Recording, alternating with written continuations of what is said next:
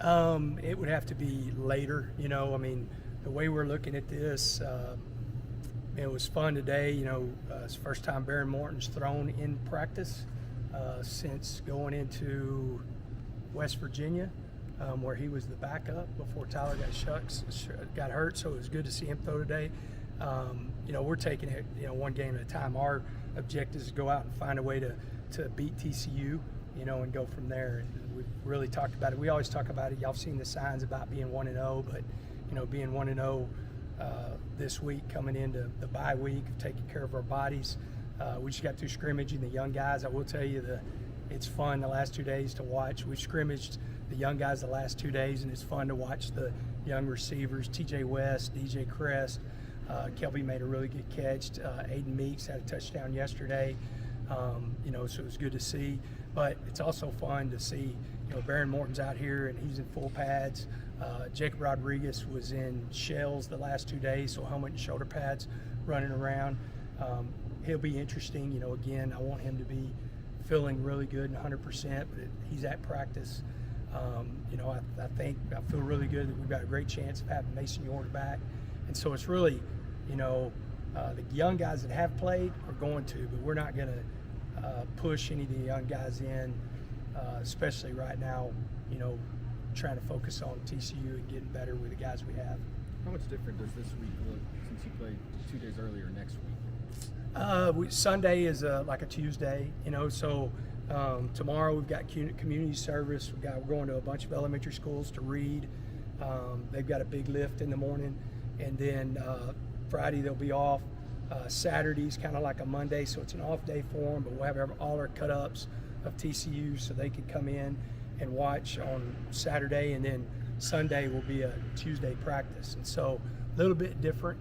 The good thing is they'll get a day off in the back end, so they'll get a couple days at the front end. And I'm going to give them, Friday we won't practice after that game. We will do med check and everything, get a quick lift, but they'll have Friday evening and Saturday off, and then back at it. So Joey, you're expecting that Baron will be ready? Oh, he'll play. If we played today, he would play. Yeah, he's back. Yeah. What about Cole Spencer? Is he progressing? He's progressing. He's still, I don't see him against TCU, and frustrating. I know he's really frustrated. It's where the break is. He's got a broken toe, and you're like, every lineman and every. But the problem is that where the break is, it's right on the Les Frank. So the Les Frank, he didn't do anything there, but it's so close that any kind of damage now, you're out. That rehabs somewhere to 6 to 8 months, and I don't want to do that to him. So with that break, is there any timeline? Is there any hope? We took one. It was kind of like Jacob. Jacob's was more ligament issues, so we've put him in a cast and non-weight bearing. We took that cast off. They've re-X-rated. They still don't feel 100%, so it'll be again like take the cast off, X-ray it. As soon as they feel good, then he can go. Joey, a few guys that we didn't see the other night are sold. Harvey Dice and Jalen Peoples, and didn't see him. Why did Josiah not play more than he did? Just from the standpoint of we played Ben and Bryce, more, and when Josiah got in there, we're actually going to move him back to Mike with Jacob coming back. So I think to be like our 4 linebackers that I expect to play against TCU are Jacob Rodriguez, Ben Roberts, Bryce Ramirez, and Josiah Pierre. He was in the first group today. So just as far as who we were going with, Jalen was sick all week, so he didn't make the trip. Same thing with Hardman. We had some stuff running through the team, and they were both stomach viruses. And we didn't even take them just from the standpoint of they weren't going to be able to help us, and so we didn't take them. We took some healthy guys. How has Jake responded after the 3 turnovers at BYU, coming back and getting back to work? So it's funny. If y'all saw the last 2 scrimmages where you're a true freshman and there's a lot of redshirt freshmen and true freshmen going against, where he's looked really good, because I think the games, as bad as some of the interceptions were and the frustration, the game has definitely slowed down for him. So he's had the last 2 days. He's had really good days in our scrimmages. But you know, the thing about the quarterback position is it's kind of like playing corner. You know, you got to bounce back. I mean, I think it's Ted Lasso with the mindset or the memory of a goldfish. You know, I think that is. I don't know who says it, but you really have to be that way, because if not, you're never going to be able to respond or get better. You know, and we've got to learn. You know, he's got to learn from it. You know, different things that he could do to get the ball out faster or let the window open on the other side versus trying to, you know, fit it through. And then we've got to help him. Coach, when you're scrimmaging with the young guys, is it the quarterback position? Is it Jake and Will, or is it Cooper? No, Jake and Will, and it's really more Jake than anything. You know, right now, just because he's our number 2, so we're trying to, you know, get him as many. It's not live on him, but it's live, so it's live all the way up until it gets in his lap. You know, and you know, we're tackling the running backs, tackling the receivers and everything, and tight ends, and so right now we need him to get as many reps as possible. Coach, Rusty struggled with snaps against BYU, has kind of struggled some throughout the year. What's the plan with center going forward, and has there been any thought about Dennis maybe sliding back? Yeah, he's sliding over. Rusty's going to right guard, and Dennis is going to center. It's not the reason that we're not doing that. We're doing it injury to his right elbow, and you saw it at the end. Now, we had bad snaps throughout the game, so it wasn't. You can't use that as an excuse from early in the game. Or we had snaps that were off target. I think there was 26% of the snaps that were off target.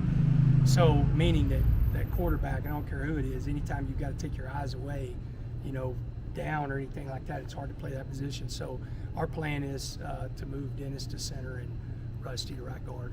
So what do you attribute the number of off-target snaps to? I mean, is that a concentration thing, or is it having a 290-pound guy? Yeah, I think it's a lot of that. I think it's you know, I know this sounds crazy, but I think it's, you know, it's happened all year at different times of guys trying to do too much, you know, instead of just doing what they're supposed to do. Everything starts with a snap. So the centers have got to understand that that's the most important thing, especially in the offense that we're in.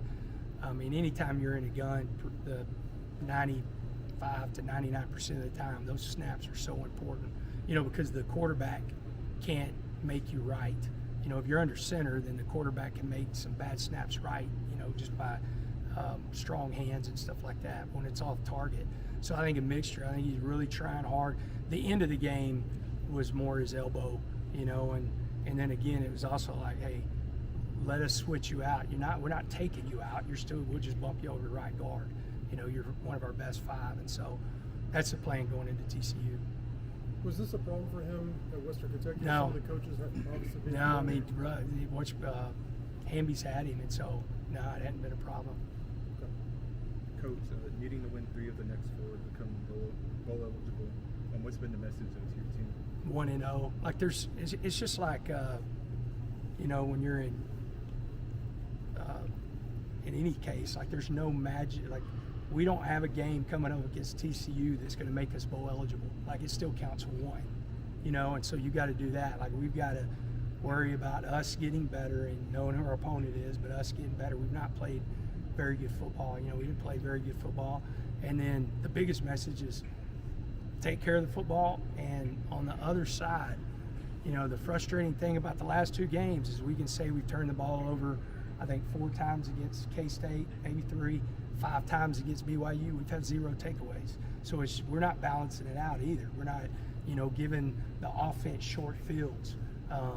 You know, and so I think that's a big part of it too. The message is like playing off of each other, but, you know, being 1-0. I think that's the biggest thing, because if we start thinking about that, I mean, we're so far away from that, we got to worry about what's right in front of us. Why do you think the defense hasn't come up with turnovers? Is it a lack of pass rush for getting to the quarterback as much as last year? Well, we've dropped some. Rabbit will tell you he should have had 3, and he should have had 2 of the 3. I mean, you don't have to jump on the first one. Run through the ball, and it's probably a pick 6. It's the ball they're coming out, driving into. I think it was the first quarter. They're throwing it to 83. He breaks on the ball, and instead of just running through the ball, and again, he's fixed to hit the knee braces. The guys that wear the knee braces, so we expect him to make those guys miss. And he jumps up, so instead of it hitting his hands, it hits him in the chest. And so stuff like that. I mean, you know, you go back to K-State, Rashad dropped interception that would have got us off the field, we would have had the lead 21-17. So part of turnovers is when they throw you the ball, you got to catch it, you know. And we had a couple of those the other night. I mean, Rabbit said I should have had 3. I think he had 2 legitimate. He had his hands on 3 of the passes, but he should have caught 2 of them. Barron was limited before the injury when he was out. I mean, is there any limitation in practice this week? And if not, how has he looked? No limits. You know, he'll be ready to go, and a lot bigger smile on his face. Guy was fighting through a lot. He had a grade 3 AC sprain, which is extremely painful. Best quarterback in football played with that. That was here. I think you could probably check the number. I think he set a record for passing in that one game, you know, and with Pat Mahomes. And so it's something that you can definitely play with. It's just the pain, and it's not even the pain during the game. It's like the next day you feel like you got hit by a truck, you know. And his just as far as his shoulder mobility, he feels great, and you can tell like what he's wearing on his face is just smiling a lot more whenever he's out here because he feels a lot better. Got time And for a couple more. and so his back is feels a little better too. Yeah, I mean, getting a rest. I mean, as much as I know he wanted to play, and as much as I wanted him to play, I think for these next 4 weeks, him getting healthy, you know, it's kind of a blessing in disguise if there is anything that can good can come out of, you know, your starting quarterback not getting to play. What conclusions have you drawn since the Jaden York incident? Yeah, Spitgate Back in the 2023. So, 2 things. Jaden York said he did not do it. I've seen every video, TV copy. I would ask y'all to go back and review the TV copy and see that if there is I think if I spit in your face, there would be a reaction. And the reaction is you either wipe it off or you hit me in the mouth. So go back and watch the TV copy and see what everybody believes. Just watch the TV copy. It's nothing against the officials. It's nothing against 92. It's nothing against Jane York. They slow it down. Go watch the TV copy and see, like, just as a logical human being, the conclusions that you draw. So my guys both say that they didn't do it.